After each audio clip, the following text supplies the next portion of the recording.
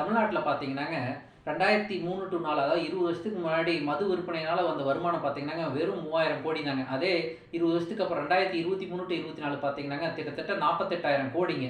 இது 13 மடங்கு அதிகங்க. ஒரு வருஷத்தை 13 மடங்கு அதிகமாக விற்றது நம்ம தமிழக அரசாங்கம் மட்டும்தாங்க. இதில் எல்லா கட்சியும் என்ன சொல்கிறாங்கன்னா, ஆட்சிக்கு வரப்போ நாங்கள் மதுவை படிப்படியாக குறைச்சி ஃபுல்லாக நிறுத்திடுவோம்னு சொல்கிறாங்க.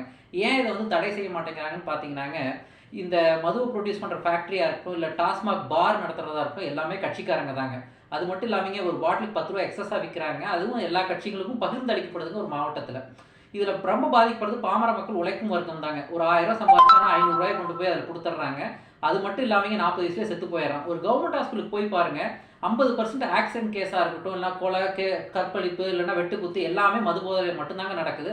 பாதி நோயாளிங்க பார்த்தீங்கன்னாங்க நம்ம மது போதையில் தான் அட்மிட் ஆகுறாங்க. இதை பேன் பண்ணியே ஆகணுங்க. வீடியோ லைக் பண்ணுங்கள், ஷேர் பண்ணுங்கள், சப்ஸ்கிரைப் பண்ணுங்கள்.